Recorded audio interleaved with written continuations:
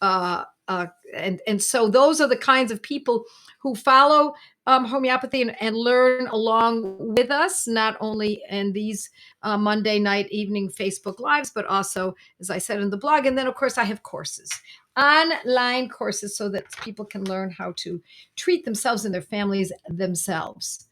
All righty, let's see what we've got here. Hi, Bob. Bob Dunbar says, "Hi, friends." Now Bob is a pharmacist, and so pharmacists get it. They understand the deep side effects, the ailments that occur as a result of using the pharmaceuticals.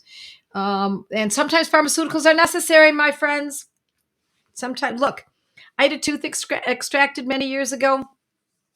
I considered having it extracted without a local anesthetic, but I chickened out. And so that local anesthetic was, of course, very important to keep me from screaming and keeping everyone else in the dental office from running out because they heard me screaming. So I didn't do that. Yes, my biological dentist is taking a course in homeopathy. You bet. Absolutely. This is the way we want to go. So let's talk, shall we? We had a family loss this past week. In fact, I'm a little dressed right now because I was just at the wake and tomorrow is the funeral. And for those of you who don't know anything about me, I come from a big, fat Italian family and Italian American family. And I will tell you that when we used to have picnics when I was growing up, we had close to 100 people with first and second cousins, aunts, and uncles. And now we're dwindling down, and we lost one of our members a few days ago, and he was a very important one. Not that everyone in our family isn't important; everyone has some value, but this one was different. This one was different. I was fairly close to him. Everybody was close to him. He was that kind of a person. He was so charismatic. He was so special. He was brilliant. He walked into a room, he owned it. He was the kind of person who everyone loved. He was a medical doctor, an OBGYN. He ran a large facility. He owned the facility and ran it himself. And he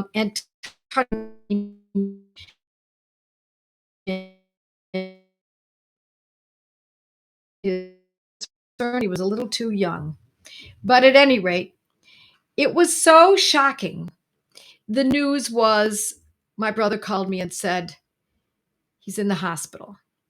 About 10 minutes later, he's has sepsis. And I said, oh my gosh, I got to get over there. Let me get over there. I've got to try to help. And my brother said, no, I think he's in a coma. Calls me back. Yes, he's in a coma.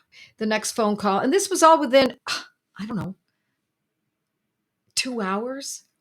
2 hours after the first phone call, he said he just passed away. And it was shocking, just devastating news. When someone is sick for a very long time, you expect it. When someone is quite elderly, you expect it. We didn't expect this. And he was so robust in so many ways. So thank you for your condolences. Thank you for blessing my family. Thank you. Thank you very much. Everyone loses someone, right? That's what we do. That's what life is about. They go on to the next chapter of their existence, different kind of existence. So now, because of that shock, I found that day, it felt like someone punched me in the stomach. And I don't mean because it was pain. I felt it somatically, so it felt physical to me. As you all know, if you've had any grief in your life, that's the way we feel it.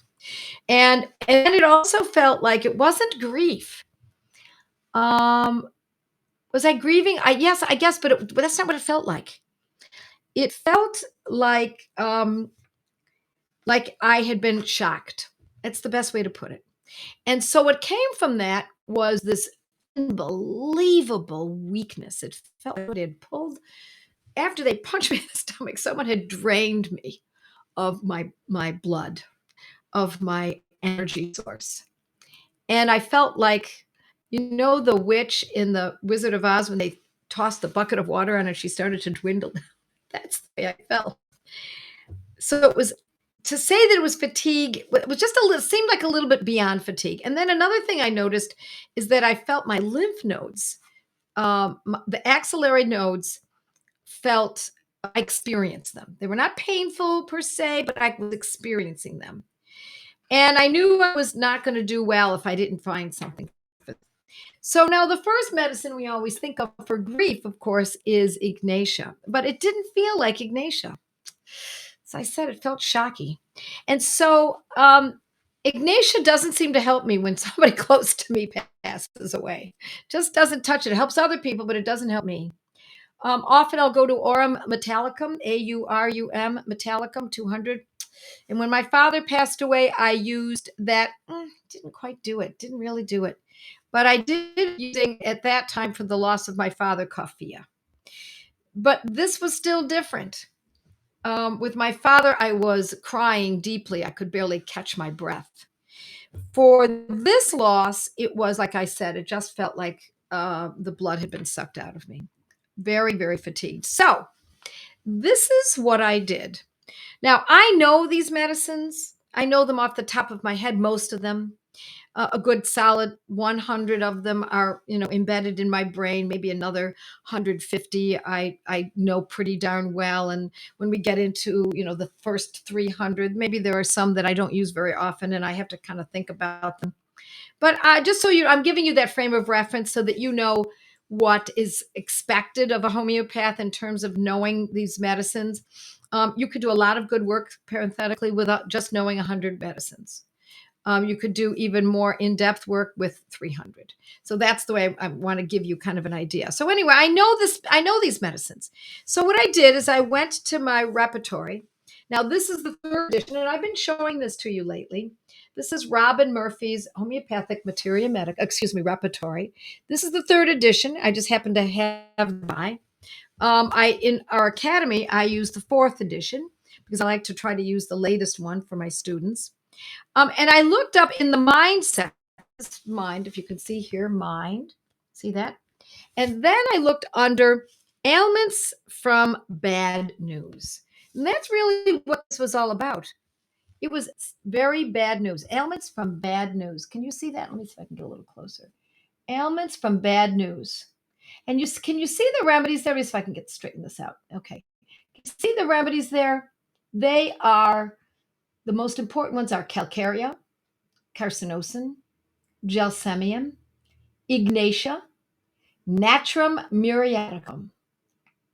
The secondary ones that are italicized are apis, arsenicum, aurum, bryonia, calc-phos. Are you with me here? Chamomilla, cicuta verosa. I'm looking to see what else we've got here. Medarinum, med. I can't read. Nitricum acidum. That might be nux vomica. Pale, staph, silica, sulfur, and then there's sub rubrics there. Mortifying ailments, ill effects from that are mortifying, affects him very much. And then the next rubric is right underneath it, or depressing news, headache from. I didn't have a headache. I didn't have that mortification. It felt like severe bad news. So, what I want to point out is that the medicine that stood out to me was gelsemium. And why did gelsemium stand out? Because gelsemium, first of all, was bold. Okay, it was capital letters. It's a very important remedy. And given that there are only calcarea, carbonicum, carcinosin, gelsemium, ignatia, and natmur, there were only 5 medicines that were bold. And so I had to pay attention to it. But because I know my medicines and I know gelsemium is a medicine that is specific for great fatigue, very severe fatigue. We use gelsemium for fatigue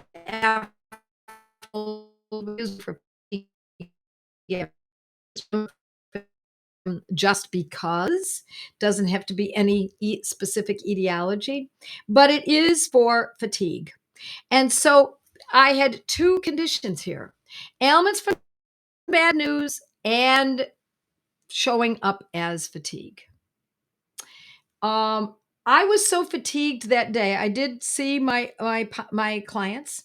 Um, I meet them on Zoom, and I did see, I think, 4, and I was so exhausted that I was actually thinking about how I really needed to just go to bed. And I said, I can't do that. I have a full day ahead of me. I have obligations, can't do that. So when I took the gelsemium, I would say I used it in a 30th potency, and I needed 1 dose.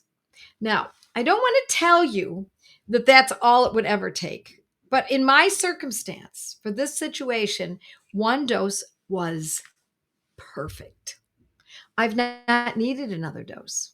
I've not needed one. And this was 3 days ago, maybe 4 days ago.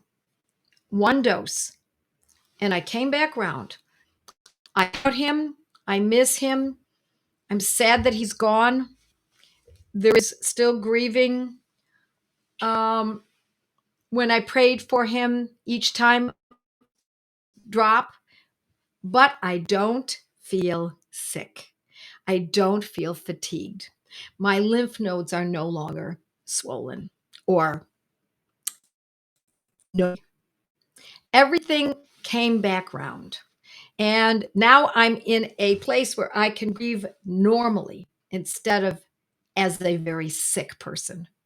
And that's what I wanted to do. I've had people tell me, I had a woman who I knew years ago, and she had a miscarriage and she was grieving. And I said, there's a medicine for that. Should you be interested in helping you get through this? She said, oh, no, no, no, I want to grieve. And she's got a point. It is part of the experience of losing a pregnancy. And people do need to wipe it out. This is not like Valium.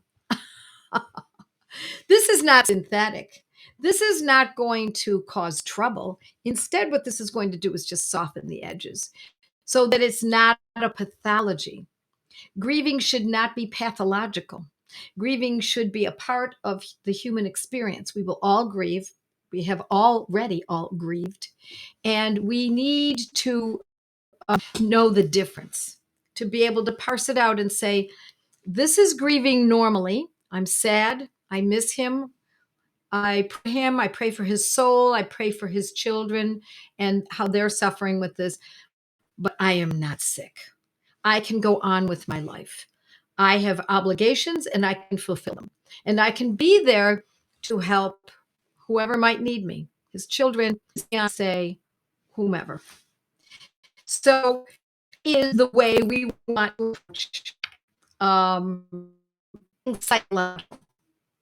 Now, could I have used any of these others? Could I have used could they should have a component with a sleep issue, but it's usually the other way around. Ignatia can't sleep with ailments from bad news. Natrum muriaticum. Natrum muriaticum would be ailments from bad news, but it generally speaking, Natrum muriaticum doesn't present as overtly as mine does. My suffering did. It presents with kind of a hidden. I don't want to call it secretive, but more private way of suffering. I don't suffer privately. I mean, here I am telling all of you about it. It's not too private. Could I have used sulfur? I could have used sulfur. I'd have to look at. Sulfur has heat or itching, skin issues. I don't have any of that. Could I have used Aurum metallicum? Yes, but I didn't really have depression. It wasn't really depression. Gelsemium was the perfect medicine. Now, what happens if it comes back? What if this happens again tomorrow? And I find myself, tomorrow's the funeral. And because I have a big family, we spend a lot of time together. We're going to be together all day long. And some of us will then split it off and have dinner together, even though it's in the funerals and the masses in the morning. Then we go to the cemetery. Then we have a lunch after, and that the lunch is at a cousin's restaurant. So this is what we do. This is what we've been doing my whole life. And so then from there, some of us will just, someone else's house, or we might stay at the restaurant for hours and then end up having dinner there, or go to another place because I have other cousins who have restaurants. We'll go to another one. And so it will be an all day affair. Now, tomorrow will not be, it will be very sad in the morning. The mass is going to be, and I've been asked to speak or to recite a psalm or two. So I'll be doing that, and so that will choke me up, I'm sure, in the church. And then from there, at the cemetery, it's going to be sad. But then from then on, it's going to be lighthearted. We're all going to be together. We're all going to be laughing and enjoying each company and remembering my cousin. And so, but there will be members of my family who will still be suffering terribly, and it will last a very, very long time for them. People are asking me if I bring remedies to the funeral home, and I did not do that. I used to do it. I used to bring Ignatium. I used to bring Aurum. I used to bring Coffea, Aconitum. I used to bring medicines that were specific for grieving, but I found that I would prefer that people ask me for help. I don't want to impose my homeopathy on my family. They know what I do. They may not understand what I do. They may not have a deep awareness of it, but they have a very idea of it, varying understandings of it. And if my help, they would know I would be there for them in a New York minute. But I don't want to impose it. So I did offer to one person who mentioned it. I wonder if there's something that could help this. And I said, you bet. And so I didn't have a medicine with me, but I wrote it down. So that's the way that I approach my this bad news. Now let's just see if I have got any questions here, because I went on and on, didn't I? Yes, thank you. Everyone's saying so sorry for your loss. Thank you. Okay. It is impossible to get on this part of the site now. The Mighty Members area will bring up courses, but not this part. Well, isn't that interesting? Just found the connection. Possible. Okay. All right. So now somebody says here, adrenal glands produce adrenaline by transforming the amino acids trypsin into dopamine. Super interesting. Isn't that funny how that works? Now, Jennifer says aconitum 200 plus bryonia 30 for any flu or cold onset. And then she went on to tell us more. Yes, bryonia that's an energy protocol. Yes, it is. Okay, so people are getting on Mighties and they're being able to do that. And so someone says that they at the same time, or she pre-makes up a bottle, is what she does when she goes to a funeral or to. No, I think it's a great idea. I'm not saying you shouldn't do it that way. Okay. Prayers for you, family, at this time. Thank you very much. Thank you, thank you, thank you.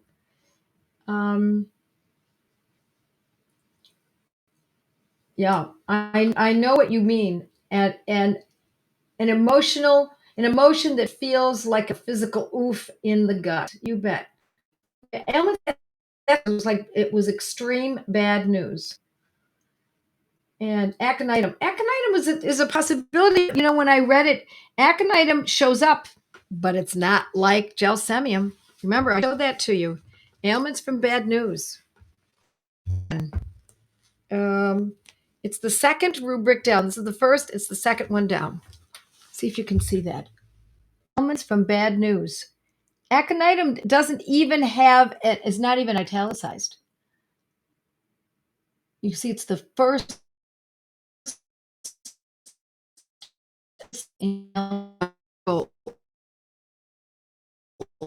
wrong, but if we're looking for the most likely medicine to do the job, that's the way we're going to do it. Hello from Victoria, Australia. I love homeopathy and have been using the medicines for 20 years. Holy cow, there are a lot of choices. Yes. See, and there are a lot of choices. That's the way it is in homeopathy.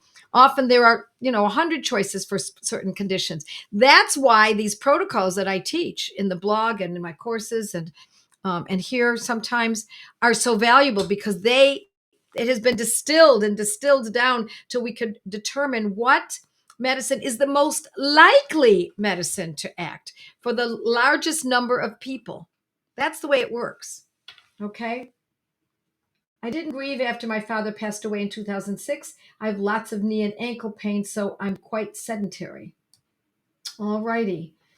Yes, gelsemium is my favorite remedy for fatigue and headache relief. Yes, to get more energy and strength. It does the job really good. Chronic fatigue appeared in my life after my mother passed away in 1982. Yes. Now, when it's long-term chronic fatigue, gelsemium could still be when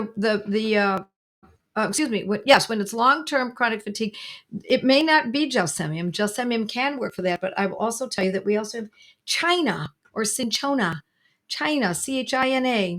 Now you see, ailments from bad news. China did not even show up. Oh no, it did. I'm sorry, it did. It's a low level. All right. Very choppy. I know. I'm so sorry. I'm so sorry. This internet stuff is really, Facebook Live is really difficult, but others are not saying that. Is everybody able to hear me? Um, can you Facebook Live dedicated to water dosing these remedies? Yeah, I might do that. Um, what about, I have a question, asks Irene. What about overdosing? I continued treating my UTI after symptoms abated, but then the whole thing came back with a vengeance. I stopped, and after 48 hours, things got pretty sprung up. I can't say if I can get back to it. Yeah, because here's the rule. Things are pretty normal. What symptoms return? We always use the medicine when they return. We don't use the medicine when we don't need it. It's not like vitamins or supplements where people are trained to, well, take vitamin D. What the heck? Everybody needs vitamin D. Just take it. Take vitamin C. Take vitamin E. Everybody needs a calcium. Are you a woman? Take calcium. That's the method. In many schools of thought, and I say no. Not only no to that because I'm not taking foods that are high in now take vitamins. But when did we take it? Think of it this way, okay? You have a headache and you're still in the paradigm of using drugs, okay? What do? You take the Advil, let's say. You take Advil and you take it until the headache goes away. You take it for 2 months. 2 months later, keep taking it? No, the headache is gone. You stop. Why do you do it that way? Because it is a medicine. It's not a supplement. It's not a vitamin. It's not an essential oil. It's a medicine. Homeopathy is medicine. But if the headache returns 2 weeks later, do you say, well, I don't know if I should do it or not? Well, why not? Did it work last time? Yes. Well, then do it again. Now, I'm not advocating that you take Advil. What I'm trying to do is get you to understand that this is medicine. Just because it's holistic of sorts does not mean that it needs to be taken over and over and over again. We're not treating feeling, we're not doing this to detoxify. We're not doing this because we're building our nutrition. That's not what homeopathy is about. Homeopathy is medicine that we use for a specific condition. If we don't know the name of the condition, then we use the symptoms. And if we know the name of the condition and we have the symptoms, we go ding, ding, ding, ding, ding. That's the best scenario. All right. I had to reload the Mighty's page to get it to work. Okay. Thank you very much. You're all so kind. Thank you very much, everyone. One dose worked for you, but what if one dose takes a bit of the F, but you need more? How much and how long? For as long as you need it. In other words, let's use that headache situation again.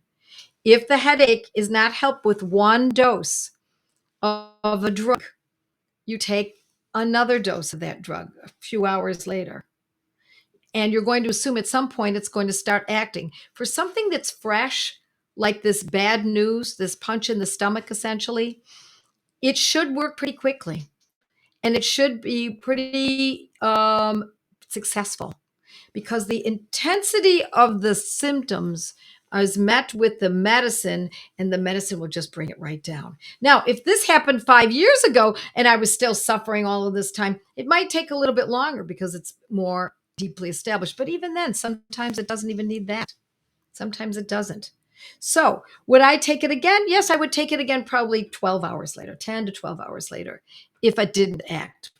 But if it didn't act after a dose, I would have been surprised. I would probably have expected that if it didn't act, I would go on, move to something else, look at these medicines again, consider Ignatia, maybe consider Napier. But gelsemium fits so neatly. All right, I think we've got it. And we're going to meet next Monday, and we will talk about, I'm not sure what we're going to talk about yet, but I'll look in my book because I have all my ideas written down, and I will see you then. All wonderful week. God bless you all. Mwah. Good night, and have a great week. Bye, my friends.